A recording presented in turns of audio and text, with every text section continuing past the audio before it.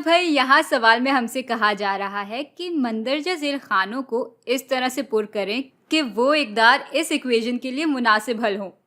और इक्वेशन है कि -3x जमा 7y बराबर है 5x जमा 2y के। अच्छा, अब यहाँ पहले खाने में हमें x की कदर दी हुई है और हमें मालूम करना है कि इस x से मुंसलिक y की क्या कदर होगी जो कि इस इक्वेशन पे पूरा उतर रही होगी। और दूसरे खाने में हमें y की कदर दी हुई है और उससे मुंसलिक x की कदर हमें मालूम करनी है, जिसके लिए ये x और y का कॉम्बिनेशन इस इक्वेशन पे पूरा उतर रहा हो या इस इक्वेशन के लिए मुनासिब हल हो।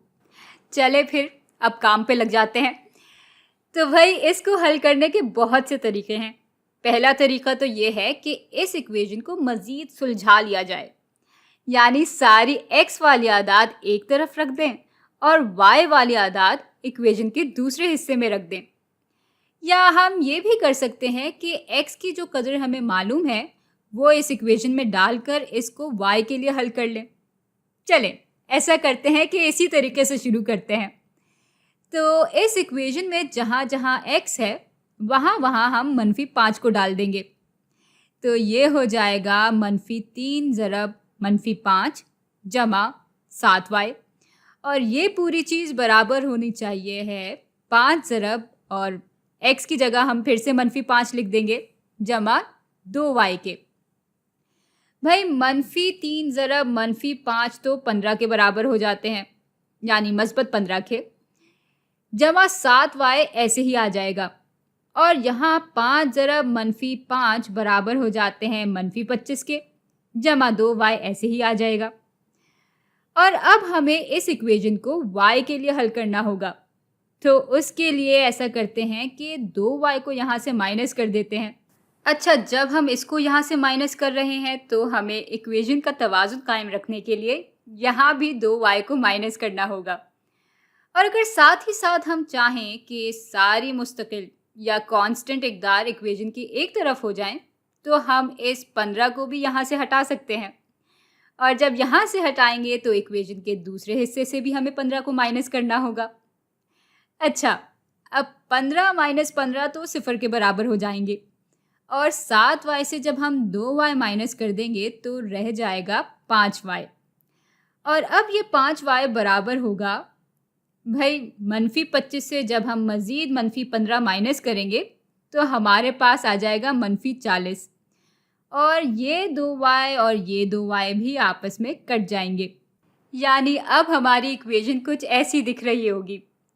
लेकिन चूंकि हमें y की कदर मालूम करनी है तो इसको हम मज़ीद हल करेंगे, और इसके लिए हम इस इक्वेशन के दोनों हिस्सों को 5 से तकसीम कर देंगे। 5 और 5 आपस में कट जाएंगे और इस तरह y बराबर हो जाएगा -40 बटा 5, जो कि बराबर होते हैं -8 के। यानी जब x बराबर होगा -5 के तो y बराबर होगा -8 के। अच्छा, अब इसके लिए हमें देखना है कि y जब 8 के बराबर है तो x की क्या कदर होगी। तो अब इसी इक्वेशन में हम y की जगह 8 डाल देंगे। भाई ये हो जाएगा -3x जमा 7 ज़रब 8, और ये बराबर हो जाएगा 5x जमा 2 ज़रब 8 के।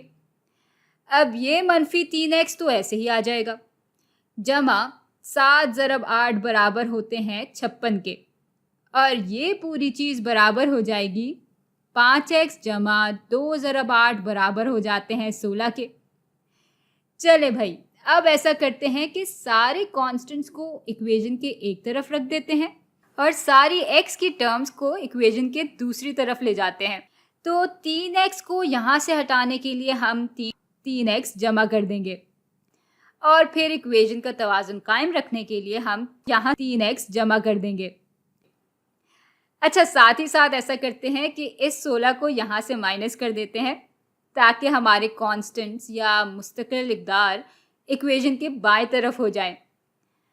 और यहाँ से माइनस करेंगे तो जाहिर है कि यहाँ से भी हमें माइनस करना पड़ेगा। ये 3x और ये -3x तो आपस में कट जाएंगे और बाकी रह जाएगा 56 - 16, जो कि बराबर हो जाते हैं मस्बत 40 के। अच्छा, इक्वेशन की दाईं तरफ 5x जमा 3x बराबर हो जाएंगे 8x के, और ये मस्बत 16 और ये मनफी 16 आपस में कट जाएंगे। हाँ, तो हमारे पास अब बाकी रह गया 40, जो कि बराबर है 8x के। अब भाई x की कदर मालूम करने के लिए हमें उसको अलग करना होगा, और अलग करने के लिए हम इक्वेशन के दोनों हिस्सों को 8 से तकसीम कर देंगे। ये और ये आपस में कट जाएंगे और 40/8 बराबर हो जाते हैं 5 के, यानी 5 बराबर हो जाएगा x के। तो यहाँ जब y 8 के बराबर होगा तो x बराबर होगा 5 के। और भाई सवाल यहाँ पे ख़त्म नहीं हुआ।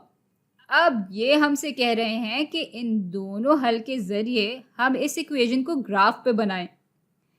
भाई दो नुक्ते तो हमारे पास मौजूद हैं, तो ये काम तो आसानी से हो जाएगा।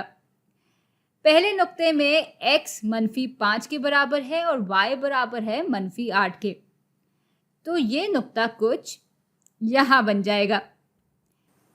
अच्छा, दूसरे नुक्ते पे x बराबर है 5 के और y बराबर है 8 के, तो ये नुक्ता यहाँ बन जाएगा। और जब हम इन दोनों नुक्तों को आपस में जोड़ लेंगे तो हमारे पास इस इक्वेशन की लकीर आ जाएगी। अच्छा, बात यह है कि ये तो हमने एक तरह से इस सवाल को हल कर लिया, लेकिन जैसा कि उस वक्त हमने बात की थी कि इसी सवाल को हम एक और तरह से भी हल कर सकते हैं। भाई अभी तो हमने जहाँ जहाँ y था वहाँ वहाँ उसकी कदर लिख दी थी और फिर x के लिए हल कर लिया था, या जहाँ जहाँ x था उधर उसकी कदर डाल दी थी और फिर y के लिए हल कर लिया था। लेकिन भाई अगर वक्त बचाना है तो एक काम ये भी हो सकता है कि हम इस इक्वेशन को पहले ही x या y के लिए हल कर लें, यानी हम x की सारी टर्म्स को इक्वेशन के एक तरफ ले जाएं और y की टर्म्स को इक्वेशन के दूसरी तरफ ले आएं।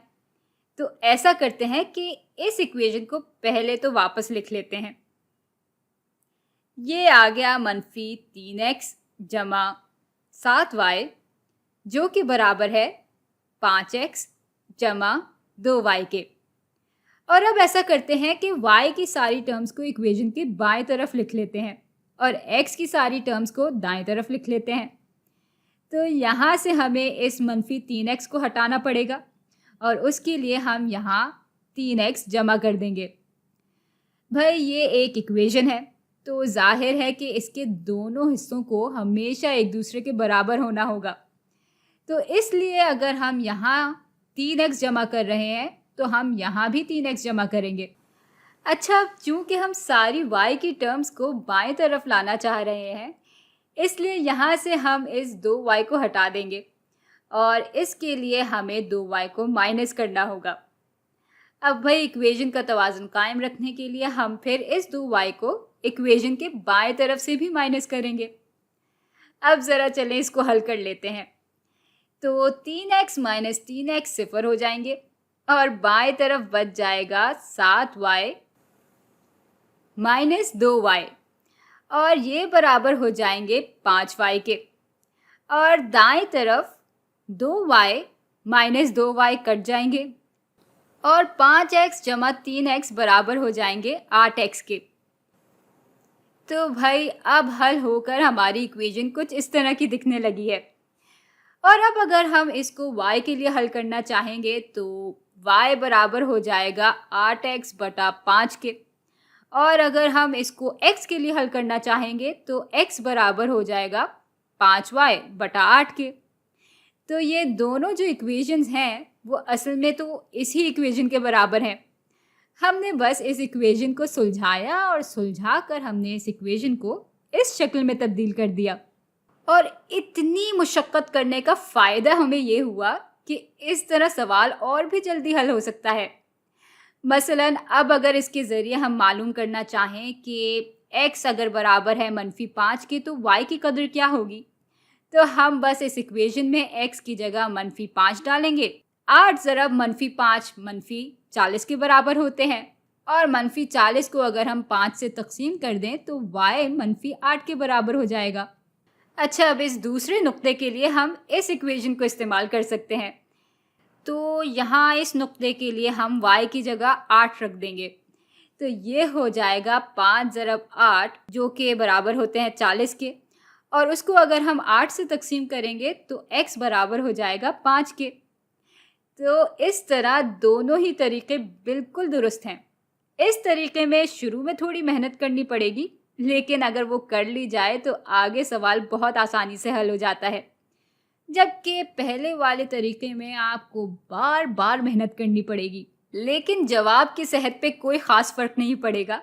दोनों ही तरीकों से हमारे पास एक ही जवाब आएगा जो कि दुरुस्त होगा।